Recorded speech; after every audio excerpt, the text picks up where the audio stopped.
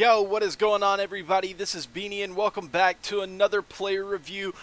Today, I'm going to kind of do it like I did last time. They released so many players in this last review that I'm going to split it up and do the pitchers today, and I'm going to do the hitters tomorrow. And we're going to start out with the lowest rated pitcher, and we're going to move up, and we are going to review them. And guys, I honestly think that the other day, they released the best card in this game. Not the best pitcher, not the best, hitter or whatever. The best card overall in this game so far.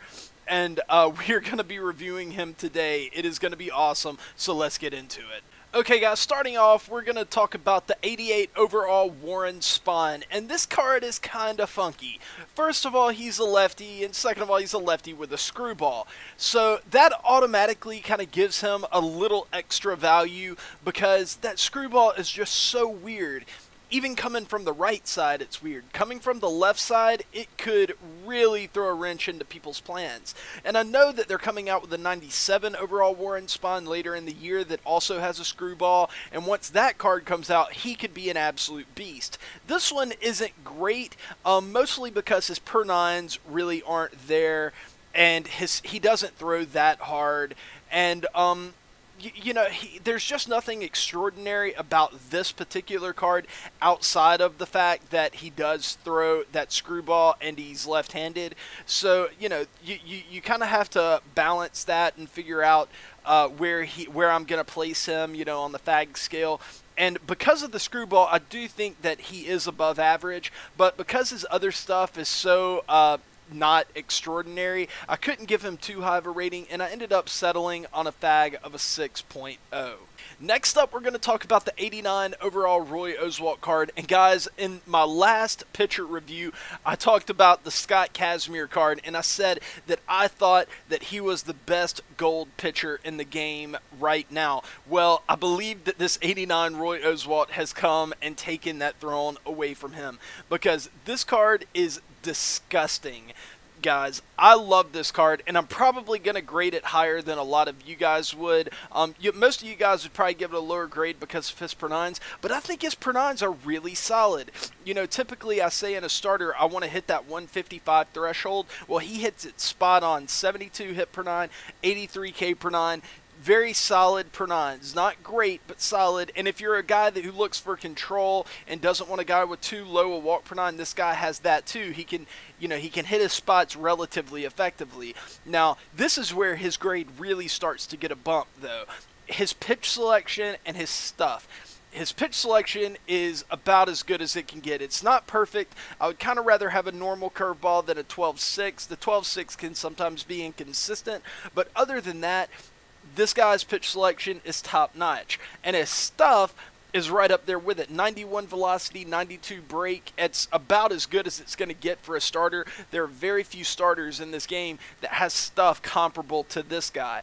So because of all of those factors, I scored him I gave him a perfect score in the stuff section, because for a starter, 91 velocity and 92 break is elite, and there aren't a lot of guys who get better. We're going to talk about one guy who gets better a little bit later on, but there aren't many of them. So I gave him a perfect score on that. I gave him an almost perfect score on the pitch selection side. I ended up docking him a couple points because of the 12-6 or whatever. And then on the per nine section, I gave him a decent score, not a great score.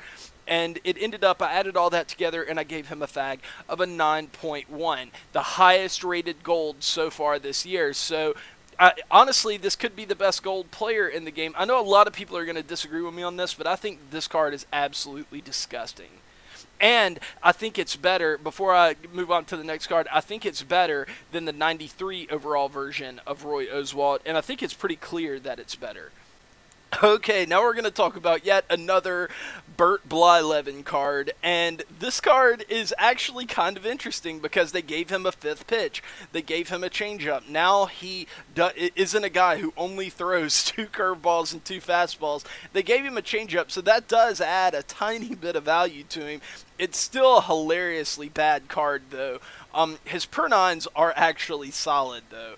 You know, his per nines are actually better than, or wait, no, they would be the same as the Roy Oswalt's card. So his per nines are fine. They're right on point. But his pitch selection is awful. I mean, you know, basically what this guy is a four-seam, 2 curveballs, and a changeup. That's going to be his effective pitch selection, quote unquote. And his stuff isn't that great either. He doesn't throw that hard to make his curveball and his changeup all that effective. So because of that, this is not an above-average pitcher. This guy is definitely below average. But I think the changeup makes him better than other versions that are currently out there. So I gave him a fag of a 4.5. Next up, guys, we have the 91 overall Dave Stieb, or Stieb. And sorry, guys, I'm terrible with pronunciations. I know that. I'm sorry. I know somebody, you know, some hero is going to correct me in the comments. But Dave Stieb, I guess. But this guy is honestly a lot better than I think people are going to give him credit for. I think that this guy is well above average. If I saw this guy pitching against me in ranked seasons, I would not be excited to go against him. First of all, his per nines are extremely good for a starter. A 162 combined hit and K per nine is very, very good. So you can't knock him there. His pitch selection is on point. It's exactly kind of what I would want out of my pitcher, out of my starting pitcher. You know, it's basically Roy Oswalt's pitch selection, except he has a curveball and Roy Oswalt doesn't. So his pitch selection is fantastic, and his stuff isn't that bad. For a sinker baller, he throws hard enough. You know, if you have a guy who's throwing a sinker, you don't really have to have that 97, 98 four-seam, because you're not going to be throwing the four-seam that often anyway. Your main fastball is going to be the sinker, and it's going to sit in the low 90s most of the time, but it's going to be just as effective as a 100-mile-an-hour fastball because of the movement. And he has a ton of break on his stuff, so his stuff is really, really good too. And I ended up, guys, I gave him a fag of an 8.2. I know a lot of people are going to think that that's high on this guy. I don't. I think for $21,000, this guy is totally worth it. If you're looking for a pitcher, I would say give this guy a shot, because he could be very, very effective for you. So I gave him a fag of an 8.2. Okay, and now we're going to move on to some relief pitchers, and this is another guy kinda who I think people are going to undersell. I think that this guy is going to be a lot better than people think. He is a relief pitcher, and he's a sinker baller. There aren't a lot of sinker ball relief pitchers. You know, I mean, you have your Zach Brittons, you have your Houston Streets, your Drew Storins, guys like that who can be really effective, but this is probably the best out of all of them. His per nines are fantastic. They're not amongst like the top 5 of relief pitchers, because there are a lot of guys who have like 99 stuff, but 91 is very good. Plus he has very good control on his stuff. I'm not too big into that, but very good control. His pitch selection for a reliever is great. You know, I love the sinker. He has a slider, and if he didn't have that splitter, I wouldn't be as high on this card, but with the splitter, it can act kind of like a changeup, and it'll make him that much more effective. Obviously, he doesn't throw that kind of hard, but it's the same principle that I talked about with Dave Stieb, that if your primary pitch is a sinker ball, or your primary fastball is a sinker ball, it doesn't necessarily require you to throw quite as hard. So I think that this guy is going to be great in a bullpen role. Do I think that he's worth the price tag on him right now? No, but if he comes down to, you know, about a $30K price tag or something like that, this is a guy who I would definitely consider buying, and I gave him a fag of an 8.1. Okay, guys, 99 overall Jake Arrieta. This has probably been the most hyped card that's come out this year. Whenever they showed it and it was released on Twitter or whatever, everybody got really, really excited about this card, and for good reason. This card is unbelievable, guys. It is. I mean, it is pristine. It is basically a super Roy Oswalt. You know, we looked at the Roy Oswalt earlier, and this guy has identical pitch selection, except he gets a bump, a 6-point bump on velocity, and I guess a 5-point bump on his break. So he's better there. He also has much better per nines. He gets like a 20-point bump on his hit per nine, and decent size. I don't know, maybe his K per nine is about the same. This card is unbelievable, guys. This guy is, if you can acquire him, he automatically becomes your ace. This guy, whenever I was going through grading him, I was trying to figure out ways to kind of not rate him so highly. I honestly considered giving him a perfect score. I didn't, because his per nines, I know that there are starters out there with better per nines than his that I've given close to perfect scores, or not quite there. Maybe I've given a perfect score every now and then to a starting pitcher on their per nines, specifically their per nines. So I ended up knocking him just a couple points on his per nines, and then, kind of like the Roy Oswalt, I ended up docking him a little bit because of the 12-6 instead of the regular curveball. It's just something I prefer. So whenever I added all that together, by the way, he got a perfect score on the stuff section.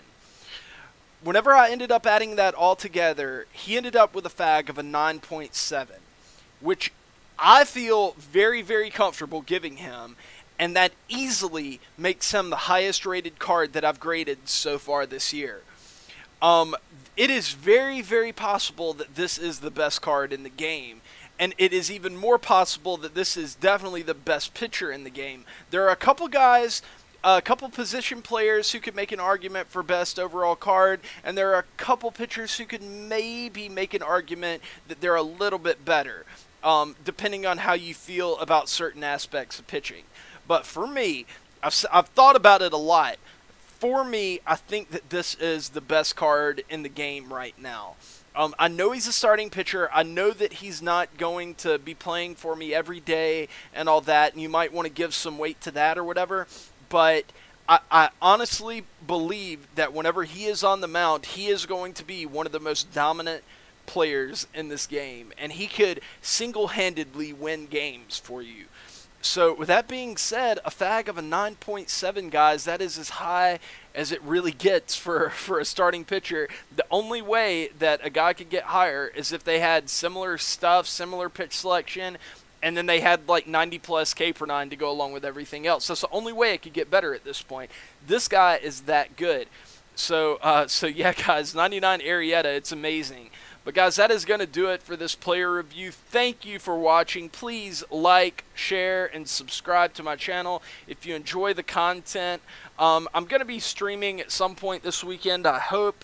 And tomorrow I'm going to be doing the hitter reviews for this, so be on the lookout for that. I really appreciate you guys coming by every day. So yeah, guys, I will see y'all tomorrow. Peace!